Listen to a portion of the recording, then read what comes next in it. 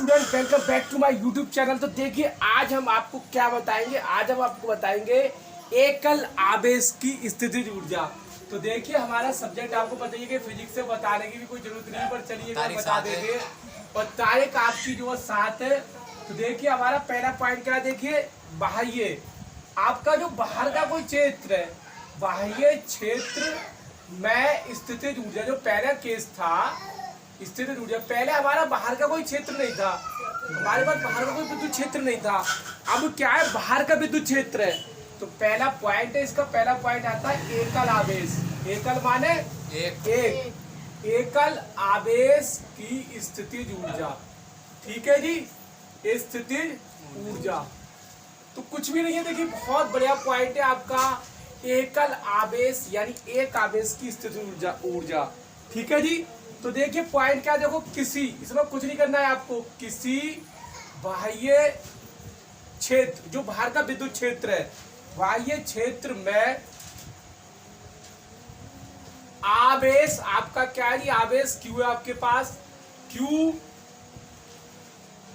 की are vector पर स्थिति, मतलब उसकी जो स्थिति है वो आर वेक्टर पर है, आर वेक्टर दूरी पर।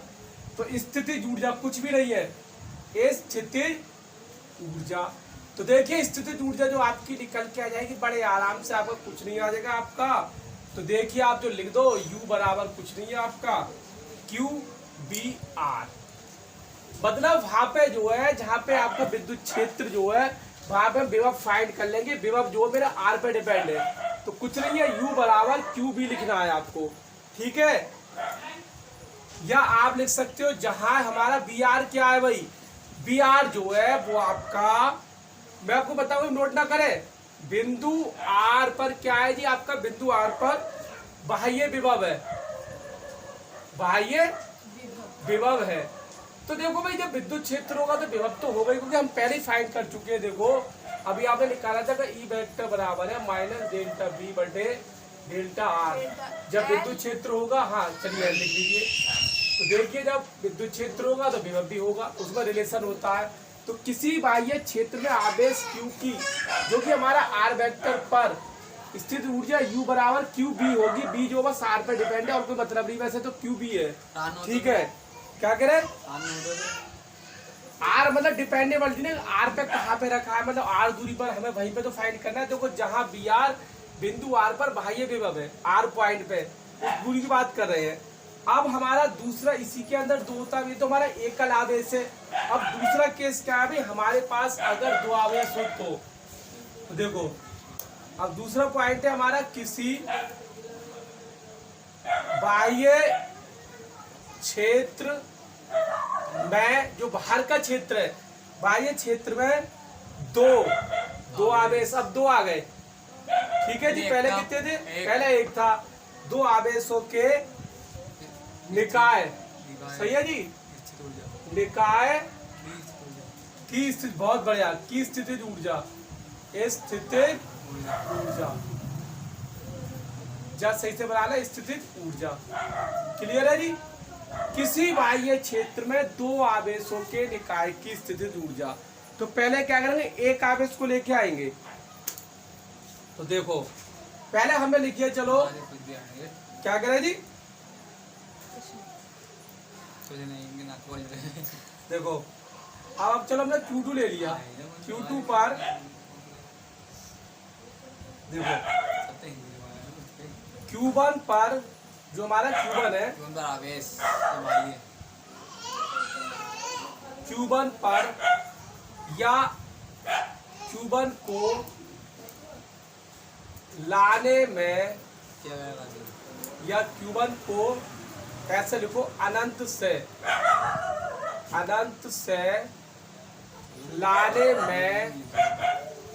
लाने में क्या है, किया गया कार्य, किया गया, बात नहीं बिल्कुल भी। पहले क्या करेंगे, हम Q1 को अनंत से लेके आएंगे, कुछ भी नहीं है हमारे पास।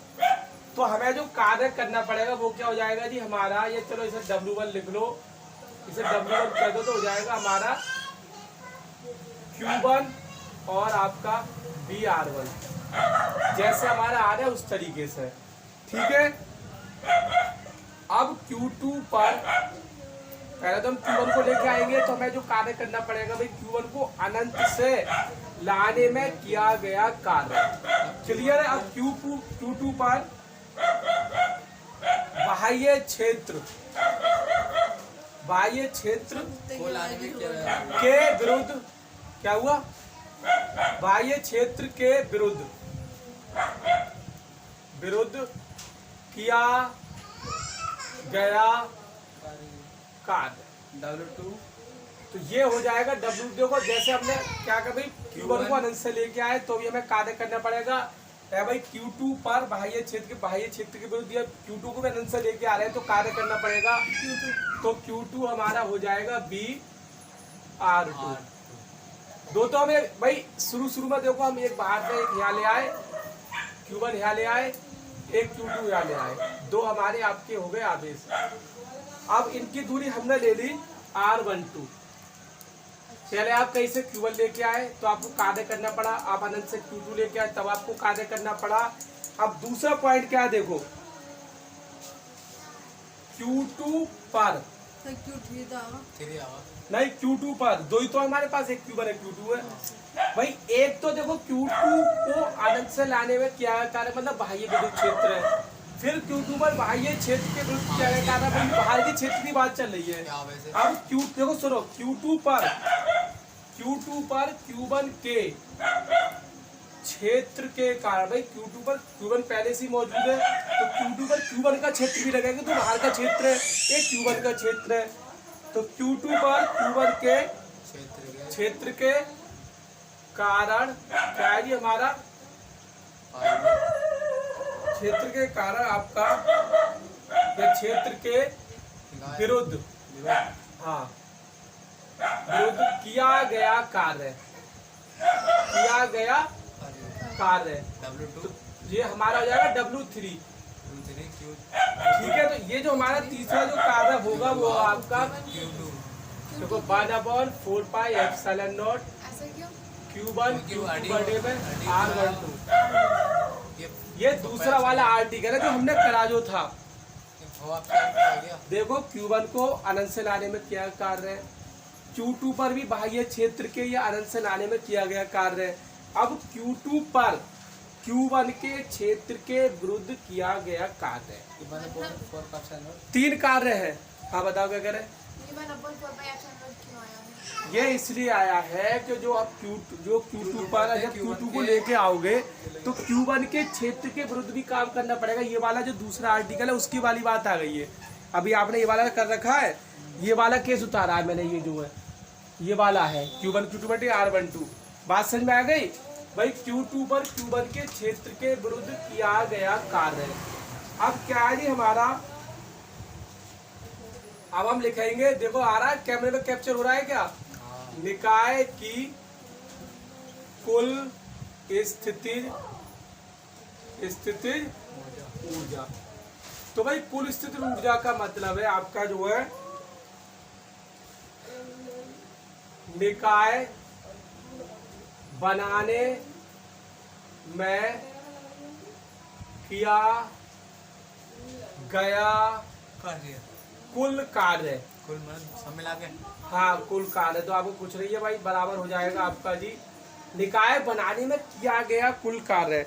तो कुल कार्य देखिए आ जाएगा, तो कुल कार्य जो आपका आएगा वो क्या आएगा जी, तो देखो हमारा आ जाएगा आपका कुल कार्य है, जो कुल कार्य क्या हो जाएगा हमारा, कुल कार्य हो जाएगा आपका 1/, वो हाँ पहले ये बात लिखो कुल कार्य।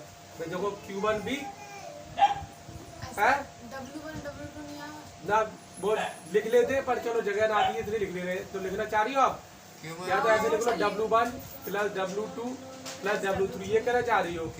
अगली लाइन में ये लिखना, बराबर चिन्ह लगा के लिख लियो, फिर Q1 भी R1 Q2 भी R2। अब तुम समझो कुछ बताओ है क्या, फिर प्लस काट दो 1/4 pi epsilon not Q1 Q2 बटे में R12। ठीक है जी, तो इस तरीके से आप करोगे। तो देखिए ये हमारा आ गया। यदि आपको मेरी जानकारी पसंद आई हो तो कृपया चैनल को लाइक करें, वीडियो को सब्सक्राइब करें और शेयर करते रहे, क्योंकि मैं जो है आपको नई नई बातें बताता रहता हूँ। Thank you, bye, have a good day.